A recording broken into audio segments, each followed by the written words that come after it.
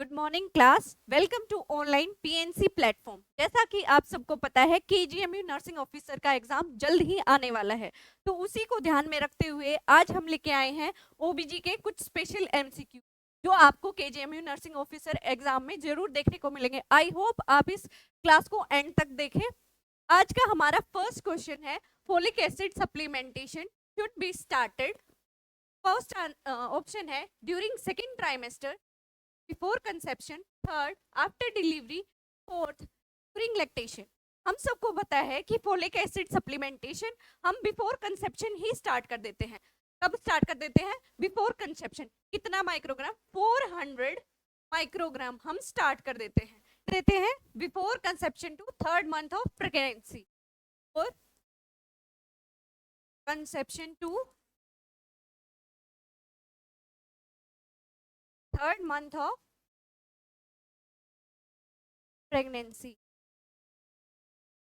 ठीक है, कब तक देते हैं हम? पहले 3 महीने तक हम फोलिक एसिड देते हैं, फिर उसके बाद हम आयरन प्लस फोलिक एसिड देते हैं। कई बार पूछा गया है कि हम इसकी कितनी डोज देते हैं? कितनी डोज देते हैं? 400 माइक्रोग्राम। अगर न्यूरल ट्यूब डिफेक्ट की हिस्ट्री है, अगर क्लाइंट में पहले बेबी में न्यूरल ट्यूब डिफेक्ट की अगर हिस्ट्री है, तो ये डोज चेंज हो जाएगी। कितनी डोज देंगे हम?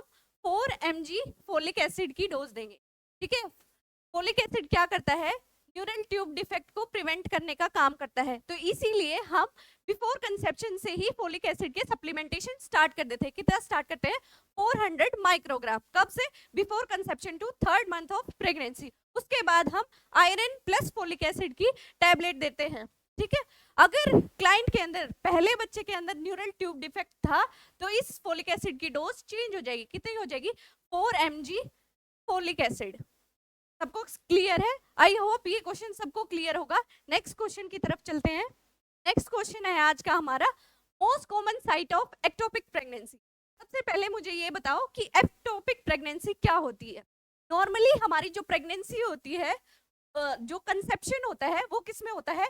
यूट्रस में। अगर कंसेप्शन यूट्रस में ना होके अदर साइड पे हो, अगर कंसेप्शन यूट्रस के अंदर ना होके किसी अदर साइड पे हो, तो उसको हम क्या बोलते हैं?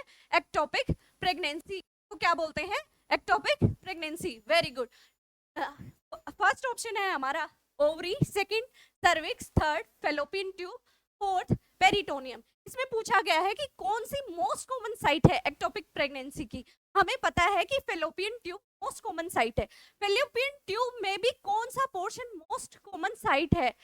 अगर क्वेश्चन में पूछा जाए कि फेलोपियन ट्यूब में कौन सा हिस्से में सबसे ज्यादा एक्टोपिक प्रेगनेंसी देखी गई है, हमें पता है कि इस्टमस भी इसका हिस्सा है, एम्पुला, इंटरस्टिशियम, ये सब इसके पार्ट हैं फेलोपियन ट्यूब के। इनमें से भी किस रीजन में हमें एक्टोपिक प्रेगनेंसी सबसे ज्यादा देखने को मिलती है, ये भी क्वेश्चन पूछा जा सकता है। तो उस केस में क्या आंसर रहेगा हमारा? एम्पुला। फेलोपियन ट्यूब के एम्पुलर रीजन में सबसे ज्यादा एक्टोपिक प्रेगनेंसी देखने को मिलती है। कई बार साइन एंड सिम्टम्स पूछ लिए जाते हैं एक्टोपिक प्रेगनेंसी के।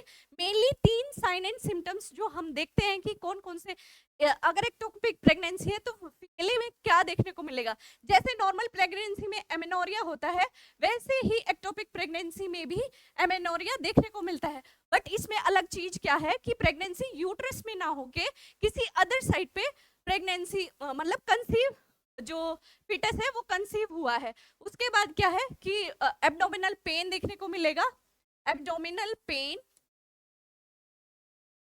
And vaginal bleeding, abdominal pain and vaginal bleeding. किसी भी क्वेश्चन में अगर ये 3 साइन एंड सिम्टम्स आपको दिखाई दे रहे हैं, तो आपको कंसीडर करना है कि ये एक्टोपिक प्रेगनेंसी हो सकती है। एमनोरिया हमारा नॉर्मल प्रेगनेंसी में भी होता है और एक्टोपिक प्रेगनेंसी में भी होता है, बट इसको डिफर कैसे किया जा सकता है? By via abdominal pain and vaginal bleeding. ठीक है, नेक्स्ट क्वेश्चन की तरफ चलते हैं। इस क्वेश्चन का क्या आंसर रहेगा? Option number C. हमारा नेक्स्ट क्वेश्चन है, pre-eclampsia is characterized by. Pre-eclampsia में इनमें से हमें क्या चीज देखने को मिलेगी? First option hypertension, proteinuria and oedema. Second option है fever in tachycardia. Third option polyuria and thirst. Fourth option jaundice and vomiting. Question में हमें पूछा गया है कि प्री एक्लेम्पसिया में इनमें से कौन सी चीज देखने को मिलेगी। सबको पता है प्री एक्लेम्पसिया क्या होता है। प्री एक्लेम्पसिया होता है कि जो हमारी क्लाइंट है उसमें क्या है, हाइपरटेंशन देखने को मिलता है, प्रोटीन यूरिया, यूरिन में प्रोटीन के लेवल हाई देखने को मिलते हैं, और एडिमा देखने को मिलता है। हम देख लेते हैं characteristics of pre eclampsia. Pre eclampsia को डायग्नोस करने के लिए 3 कंडीशन का होना बहुत जरूरी है। फर्स्ट है हाइपरटेंशन। हाइपरटेंशन कितने से ज्यादा, मोर देन 140/90 mmHg हमारा ब्लड प्रेशर होना होगा। या सेकंड है प्रोटीन यूरिया, यूरिन में क्या है, प्रोटीन निकलना स्टार्ट हो जाएगा। यूरिन में एल्ब्यूमिन प्रोटीन है वो निकलना स्टार्ट हो जाएगा। ठीक है, अगर हम यूरिन स्ट्रिप से चेक करेंगे उसमें क्या देखने को मिलेगा, +1 से अगर ज्यादा हमारे स्ट्रिप में अगर वैल्यू +1 से ज्यादा आई तो हम क्या है उसको प्रोटीन यूरिया में कंसीडर करेंगे। थर्ड है एडिमा मेनली ऑन फेस, ये 3 मेन कैरेक्टरिस्टिक्स है हमारी प्री एक्लेम्पसिया की। एक बार दोबारा करते हैं कि कौन कौन सी मेन कैरेक्टरिस्टिक्स हैं प्री एक्लेम्पसिया की। Hypertension more than 140/90 mmHg। Second है प्रोटीन यूरिया को कैसे चेक कर सकते हैं हम, यूरिन की जो स्ट्रिप्स आती हैं, एल्ब्यूमिन स्ट्रिप्स आती हैं, ठीक है, उससे हम प्रोटीन यूरिया को मेजर कर सकते हैं। अगर +1 या फिर उससे ज्यादा है तो वो क्या है, प्रोटीन यूरिया है। थर्ड एडिमा मेनली फेस पे देखने को मिलता है, तो उसको हम किस चीज में क्लासिफाई कर देते हैं, प्री एक्लेम्पसिया में। अगर हमने टाइमली इसको मैनेज नहीं किया तो क्लाइंट को क्या आ सकता है, सीजर आ सकता है। वो किस में कन्वर्ट हो सकता है इन फ्यूचर, ये आगे चल के किस में कन्वर्ट हो सकता है, वेरी गुड, एक्लेम्पसिया के अंदर। किस में अंदर, एक्लेम्पसिया के अंदर। नेक्स्ट क्वेश्चन पे चलते हैं। नेक्स्ट क्वेश्चन है हमारा drug of choice for prevention of pre eclamptic seizure. अगर एक्लेम्पसिया को हमें प्रिवेंट करना है, एक्लेम्पसिया में क्या आ जाता है, सीजर आ जाता है, उसको प्रिवेंट करने के लिए इनमें से कौन सी ड्रग का यूज किया जाता है। फर्स्ट ऑप्शन है diazepam, second phenytoin, third magnesium sulphate, fourth phenobarbitone. आप बताओ, आप लोग ही बताओगे। एक बार वीडियो पॉज करो और कमेंट करो इसका क्या आंसर रहेगा, डाइजीपाम, फेनिटोइन, मैग्नीशियम सल्फेट या फिर फिनोबार्बिटोन। एक्लेम्पसिया क्या होता है, जब प्री एक्लेम्पसिया के साथ साथ सीजर आ जाए, मतलब हाइपरटेंशन भी देखने को मिलेगा मोर देन 140/90। नेक्स्ट क्या देखने को मिलेगा, एडिमा देखने को मिलता है, और उसके साथ साथ क्या देखने को मिलेगा, प्रोटीन यूरिया प्लस सीजर। का मतलब क्या हुआ, अगर प्री एक्लेम्पसिया के साथ अगर सीजर्स आ जाते हैं तो वो किसमें कन्वर्ट हो जाता है, वेरी गुड, एक्लेम्पसिया के अंदर। ठीक है, तो इस कंडीशन में कौन सी ड्रग देनी चाहिए, का राइट आंसर रहेगा मैग्नीशियम सल्फेट। हम क्या देते हैं, MgSO4। सबको पता है, अगर मान लो अगर हमने MgSO4 दे दिया और उसकी टॉक्सिसिटी हो गई, उस कंडीशन में हम कौन सी ड्रग का यूज करते हैं। क्वेश्चन है हमारा, MgSO4 ड्रग की टॉक्सिसिटी में हम कौन सा ड्रग देंगे, एंटीडोट फॉर MgSO4। इसी के साथ हम एक क्वेश्चन यही सोल्व कर लेते हैं, antidote for MgSO4 toxicity. Very good, सभी आंसर करेंगे। MgSO4 की टॉक्सिसिटी में कौन सा ड्रग दिया जाता है, कौन सा दिया जाता है, कैल्शियम गुल्कोनेट। वेरी गुड, कौन सा ड्रग दिया जाता है, मैग्नीशियम की टॉक्सिसिटी में कौन सा ड्रग दिया जाता है, कैल्शियम ग्लूकोनेट। आई होप आपको ये क्वेश्चन क्लियर हुआ होगा। नेक्स्ट क्वेश्चन की तरफ चलते हैं। नेक्स्ट क्वेश्चन है हमारा, lochia rubra normally last for. सबसे पहले हमें तो यही पता होना चाहिए लोकिया रूब्रा क्या होता है। लोकिया क्या होता है, आफ्टर डिलीवरी जो ब्लीडिंग, पर वजाइनल जो ब्लीडिंग आती है, थोड़ी बहुत तो ब्लीडिंग आती है ना आफ्टर डिलीवरी, उसको क्या नाम देते हैं, lochia rubra normally last for. अब हम सब ने पढ़ा है कि ब्लीडिंग सबसे पहले क्या आती है, लोकिया रूब्रा, फिर वो कन्वर्ट हो जाती है किसमें, लोकिया सिरोसा में। नेक्स्ट आगे चल के वो किस में कन्वर्ट हो जाती है, लोकिया एल्बा में। लोकिया एल्बा में जो लोकिया रूब्रा होती है क्या है, ज्यादा रेड कलर की होती है, ठीक है। ये जो ब्लीडिंग होगी वो ज्यादा रेड कलर की होगी, सिरोसा हमारी पिंकिश या फिर ब्राउनिश कलर की हो जाएगी, और एल्बा हमारी व्हाइटिश कलर का डिस्चार्ज होता है, व्हाइटिश कलर का जो डिस्चार्ज होता है, ठीक है। लोकिया रूब्रा हमारे जो फर्स्ट डे से लेके 4th डे तक हमारी क्या रहती है, लोकिया रूब्रा। कौन सी रहती है, लोकिया रूब्रा। उसके बाद वो लोकिया सिरोसा में चली जाती है, नेक्स्ट लोकिया एल्बा में। तो इस क्वेश्चन में पूछा गया है कि लोकिया रूब्रा कब तक लास्ट करती है। मैंने बताया कि 4 दिन तक होती है, तो इसका राइट आंसर क्या रहेगा, ऑप्शन नंबर फर्स्ट 1 दिन, second 3 to 4 days, third 7 to 10 days, fourth 14 days। तो इसका राइट आंसर क्या रहेगा, वेरी गुड, इसका राइट आंसर रहेगा option number B 3 to 4 days, ठीक है। लोकिया रूब्रा कब तक लास्ट करती है, पहले 4 दिन तक कौन सी ब्लीडिंग होती है, लोकिया रूब्रा। नेक्स्ट क्वेश्चन की तरफ चलते हैं। During the first stage of labour the nurse primary assess, first stage of labour में नर्स क्या असेस करेगी, फर्स्ट है cervical dilation and fetal heart rate, second blood pressure only, third perineal tear, fourth placental separation. First stage of labour में nurse क्या assess करती है इन में से, फर्स्ट स्टेज ऑफ लेबर में क्या होता है कि सर्वाइकल डायलेशन तक हमारी प्रोसेस होती है।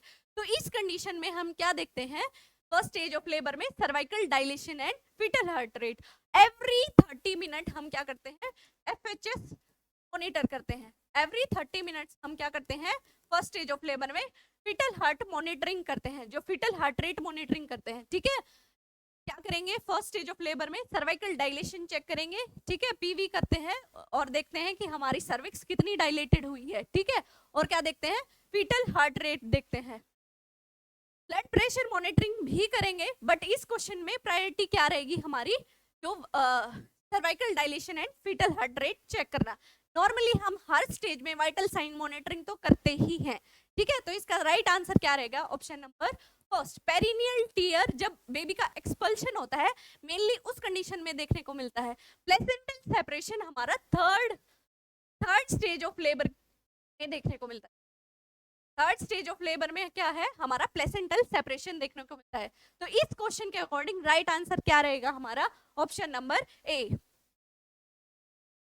हमारा नेक्स्ट क्वेश्चन है, during the second stage of labour, second stage of labour में नर्स क्या असेस करेगी। अब तक हमने देखा कि फर्स्ट स्टेज में क्या असेस करना था, सर्वाइकल डायलेशन और फीटल हार्ट रेट मॉनिटरिंग करनी थी। सेकेंड स्टेज ऑफ लेबर में हम क्या क्लाइंट में क्या असेस करेंगे, फर्स्ट है encourage deep breathing during contraction, contraction के दौरान हम बोलेंगे कि लंबे लंबे गहरे गहरे सांस लो। सेकेंड ऑप्शन है during the women encourage the women to push with contraction, जो मदर है उसको एनकरेज करेंगे, उसको मोटिवेट करेंगे कि कॉन्ट्रैक्शन के साथ साथ बेबी को पुश आउट करो, ठीक है। थर्ड ऑप्शन है leave the women alone for rest, second stage में हम उसको छोड़ देंगे। फोर्थ ऑप्शन है एडमिनिस्टर एनाल्जेसिक फ्रीक्वेंटली, को पेन किलर देंगे। इस क्वेश्चन के अकॉर्डिंग सेकंड स्टेज में हम सबको पता है कि सेकंड स्टेज में क्या होता है, जो फीटस है उसका क्या होता है, एक्सपल्शन होता है, जो बेबी है उसकी डिलीवरी होती है। तो उस टाइम क्या होता है, हमारे यूट्रस कॉन्ट्रैक्ट करता है, तो हम मदर को क्या बोलते हैं, कॉन्ट्रैक्शन के साथ साथ आप क्या करो, बेबी को पुश करने की बाहर की तरफ पुश करने की कोशिश करो, ठीक है। डीप ब्रीथिंग को प्रमोट नहीं करेंगे, डीप ब्रीथिंग क्या करती है, रिलैक्सेशन को प्रमोट करती है, डीप ब्रीथिंग क्या करती है, रिलैक्सेशन करवाने का काम करती है। तो डीप ब्रीथिंग के लिए नहीं बोलेंगे, बल्कि क्या करेंगे, मदर को एनकरेज करेंगे कि बेबी को पुश आउट करो, ठीक है। और सेकंड स्टेज में हमें मदर को कभी भी अकेले नहीं छोड़ना है, और सेकंड स्टेज में हमें एनाल्जेसिक नहीं देना है। अगर हम एनाल्जेसिक्स देते हैं तो हमारी जो कॉन्ट्रैक्शन है उसका कम होने का भी चांसेस है। तो इस कंडीशन में हम क्या करते हैं, मदर को बोलते हैं कि कॉन्ट्रैक्शन के साथ साथ पुश करो, ठीक है। तो इसका राइट आंसर क्या हो जाएगा, option number B. Next question की तरफ चलते हैं, nursing care immediately after delivery of placenta, delivery of placenta के बाद हम क्या नर्सिंग केयर देते हैं ना, डिलीवरी ऑफ प्लेसेंटा हमें पता है थर्ड स्टेज ऑफ लेबर में होती है, थर्ड स्टेज ऑफ लेबर के अंदर देखने को मिलती है। इसका फर्स्ट ऑप्शन है अप्लाई आइस पैक लगाएंगे। सेकंड है uterine massage and checking for firmness. Third है giving oxytocin later. Fourth checking perineum only. Third stage of labour के अंदर जब प्लेसेंटा डिलीवरी होती है तो उस टाइम हम क्या करते हैं, प्लेसेंटा की डिलीवरी के बाद, इमीडिएट डिलीवरी के बाद हम क्या करते हैं, यूट्राइन मसाज करते हैं और यूट्रस की फर्मनेस को चेक करते हैं। यूट्राइन मसाज करते हैं और यूट्रस की फर्मनेस को चेक करते हैं। मसाज क्यों करते हैं, कोई भी अगर कोई प्लेसेंटल एक्सट्रैक्ट रह गया है यूट्रस में तो मसाज करने के टाइम वो कॉन्ट्रैक्शन से क्या है, बाहर एक्सपेल आउट हो सकता है। तो इसलिए हम क्या करते हैं, यूट्राइन मसाज करते हैं और यूट्रस की फॉर्मनेस चेक करते हैं। कई बार क्या है, यूट्रस बोगी देखने को मिलता है। अगर यूट्रस बोगी है तो इसका मतलब क्या है, हमारा कोई ना कुछ प्लेसेंटल एक्सट्रैक्ट बच गया है। तो उस केस में हमें फिर मसाज करने की जरूरत पड़ती है ताकि वो एक्सपेल आउट हो सके। का राइट आंसर क्या रहेगा इस क्वेश्चन का, वेरी गुड, इस क्वेश्चन का राइट आंसर रहेगा option number B. Next question की तरफ चलते हैं हम। इन एलएससीएस क्या है, lower segment caesarean section. LSCS क्या है, lower segment caesarean section. Post operate in LSCS post operative care priority is. LSCS patient हमारे पास आया है तो इनमें से क्या प्रायोरिटी रहेगी, हम केयर देते टाइम इनमें से क्या देखेंगे। फर्स्ट है ओरल फीडिंग, इमीडिएटली मदर को फीड करा दो। सेकंड है encourage ambulation after 12 hours. Third है monitor vital sign and uterine tone. Fourth है रिमूव ड्रेसिंग आफ्टर 24 आवर्स।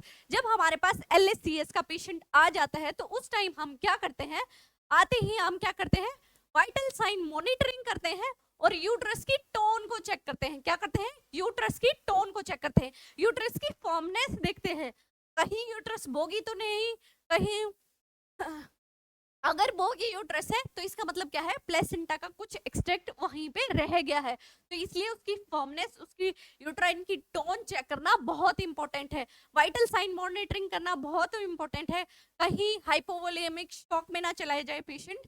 ठीक है, तो ये हमारी प्रायोरिटी रहेगी। हम मदर को एम्बुलेट कराएंगे, बट क्या है, इस क्वेश्चन के अकॉर्डिंग क्या है, हमारी प्रायोरिटी क्या रहेगी, ऑप्शन नंबर सी। हम क्या करेंगे, सबसे पहले वाइटल साइंस चेक करेंगे और यूट्रस की टोन चेक करेंगे। नेक्स्ट क्वेश्चन की तरफ चलते हैं। The best time for insertion of copper T IUCD is. हम कॉपर टी कब लगाते हैं, हमें पता है कॉपर टी क्या है, intrauterine contraceptive device. Copper T क्या है, इंट्रायूट्राइन कॉन्ट्रासेप्टिव डिवाइस है। वो उसका इंसर्शन का बेस्ट टाइम क्या है, ये पूछा गया है। फर्स्ट ऑप्शन है ड्यूरिंग मेंस्ट्रुएशन और within 10 days of cycle. Second option है at mid cycle. Third option है immediately after ovulation. Fourth option है any day of the cycle. इस क्वेश्चन का राइट आंसर रहेगा हमारा ऑप्शन नंबर ए। क्यों, क्योंकि जब हमारे menstrual cycle, during menstrual cycle और within 10 days of cycle जब हम डालते हैं तो जो सर्विक्स है हमारी वो थोड़ी सॉफ्ट होती है। जब सर्विक्स सॉफ्ट होगी तो इंट्रायूट्राइन डिवाइस पट्टी है हमारी, उसको इंसर्ट करने में आसानी रहेगी। क्यों, हमारी जो सर्विक्स है वो थोड़ी सॉफ्ट हो जाती है, उस टाइम पे हमें इंसर्ट करना इजी होता है। तो इसलिए हम कब डालते हैं, ड्यूरिंग मेंस्ट्रुएशन और within 10 days of the cycle. सबको क्लियर है, इसका राइट आंसर क्या रहेगा, ऑप्शन नंबर ए। चलो नेक्स्ट क्वेश्चन की तरफ चलते हैं। Most commonest side effect of copper T. Copper T का मोस्ट कॉमन साइड इफेक्ट पूछा गया है इसमें।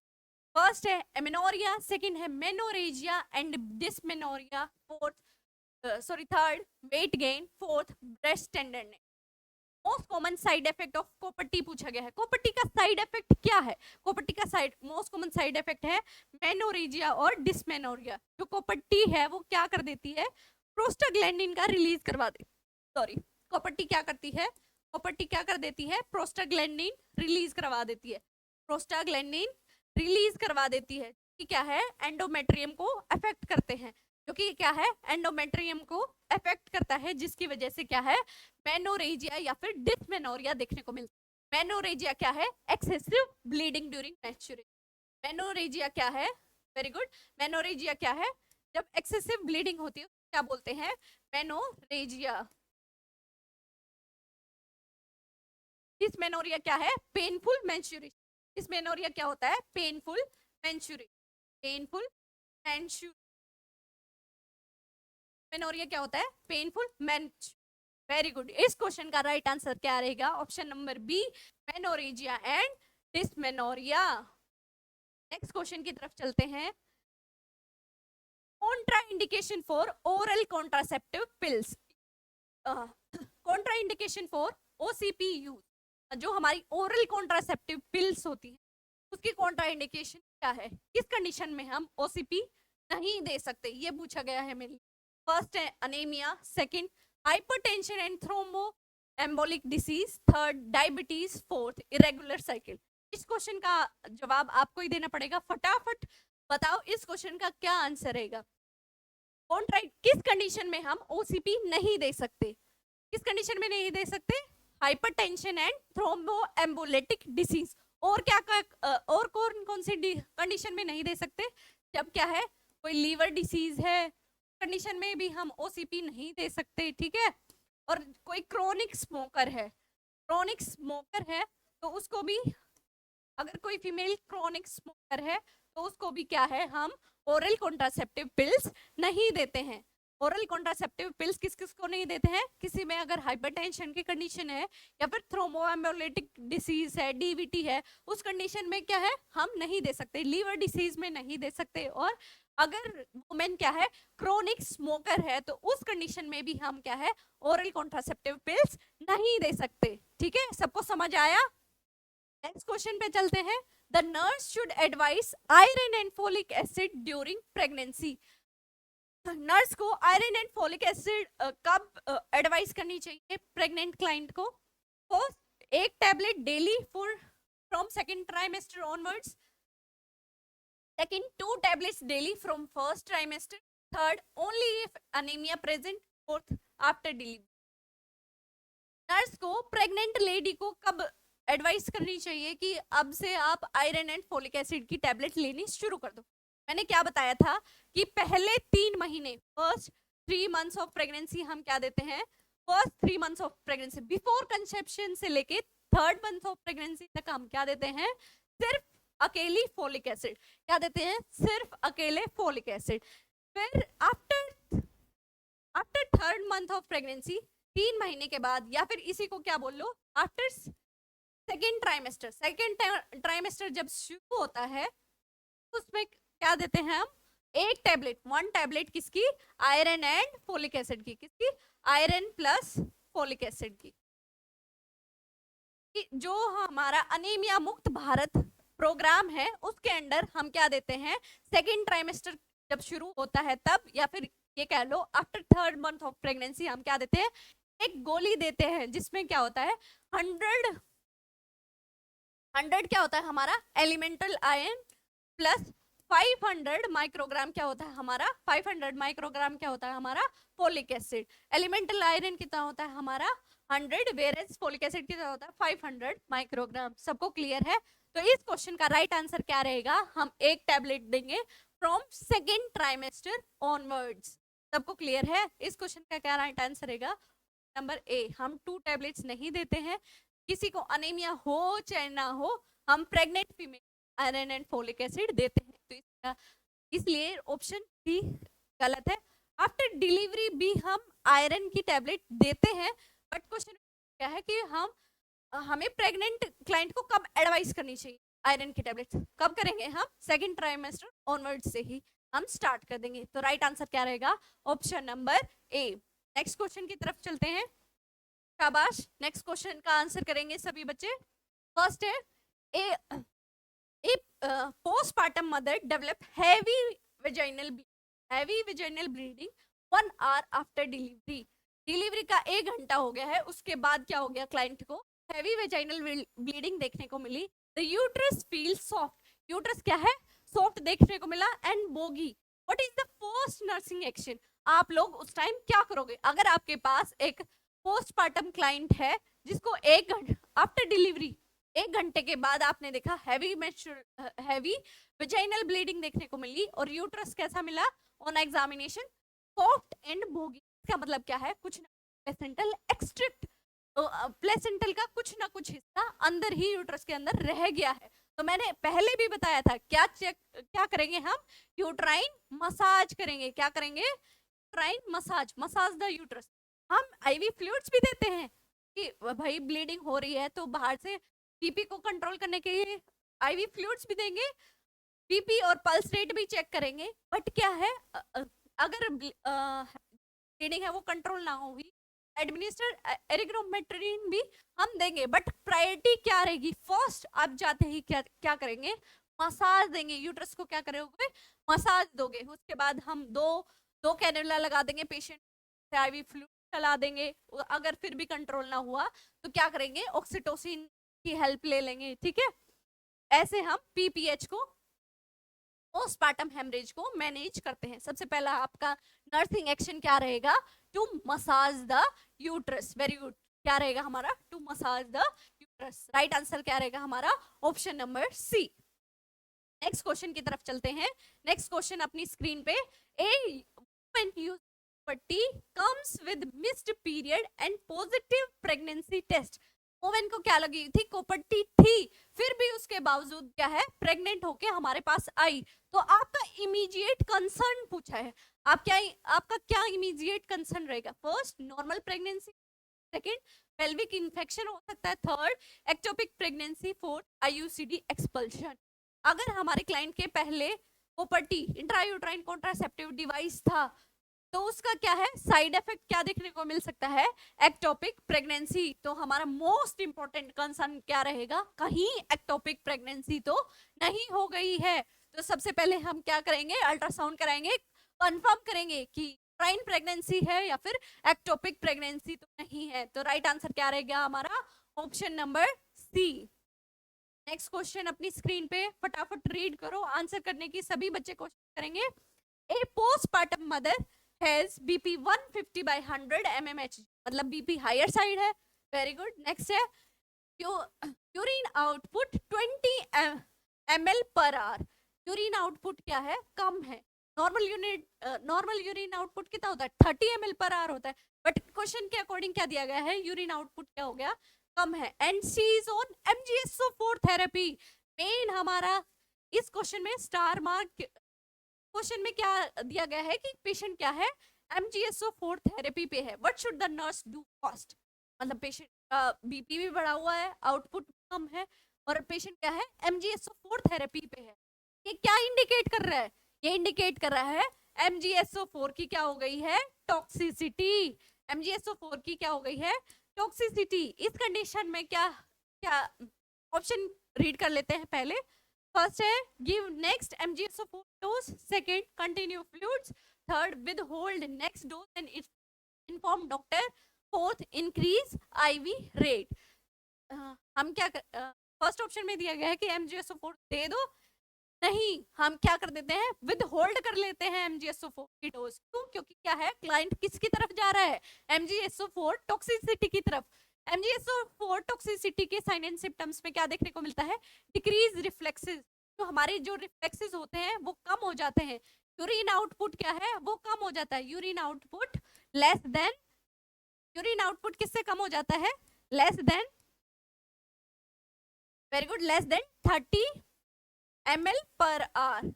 MgSO4 टॉक्सिसिटी के अंदर क्या होता है, हमारे रिफ्लेक्सेस कम हो जाते हैं, यूरिन आउटपुट कम हो जाता है 30 ml पर आवर से, और हमारा रेस्पिरेटरी रेट वो भी कम हो जाता है 16 बीट्स पर मिनट से। ठीक है, सॉरी 16 ब्रेथ पर मिनट से हमारा रेस्पिरेटरी रेट कम हो जाता है। ये तीनों स्टार मार्क हैं, अपनी कॉपी में लिख लो एक जगह कि MgSO4 की टॉक्सिसिटी में क्या क्या साइन एंड सिम्टम देखने को मिलते हैं। अभी मैंने बताया क्या देखने को मिलता है, हमारे जो रिफ्लेक्सेस हैं वो कम, डिक्रीज हो जाते हैं, हमारे यूरिन आउटपुट क्या हो जाता है, कम हो जाता है, less than 30 ml per our, और हमारा जो रेस्पिरेटरी रेट है वो 16 ब्रेथ पर मिनट से भी कम हो जाता है। तो उस कंडीशन में क्या करेंगे, हम विदहोल्ड कर लेंगे MgSO4 की नेक्स्ट डोज, और क्या करेंगे, डॉक्टर को इन्फॉर्म कर देंगे। क्या करेंगे, डॉक्टर को इन्फॉर्म कर देंगे। तो इस क्वेश्चन का राइट आंसर क्या रहेगा, वेरी गुड, ऑप्शन नंबर सी।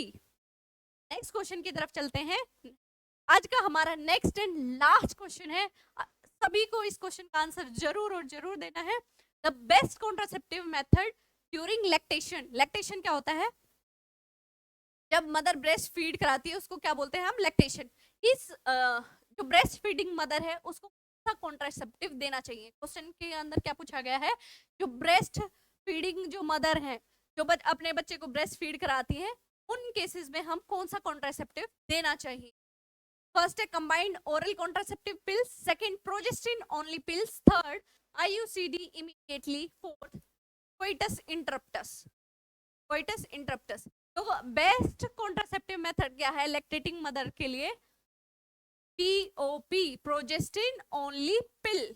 प्रोजेस्टिन ओनली पिल। ये क्वेश्चन कई बार पूछा गया है, स्टार मार्क क्वेश्चन है, केजीएमयू एग्जाम में आ सकता है।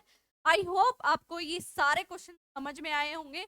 अगर इनमें से किसी भी क्वेश्चन में कोई डाउट है तो आप कमेंट सेक्शन में डाल सकते हैं, और ऐसी क्लास हम नेक्स्ट लाते रहेंगे और हमारे साथ जुड़ते जाइए। Thank you.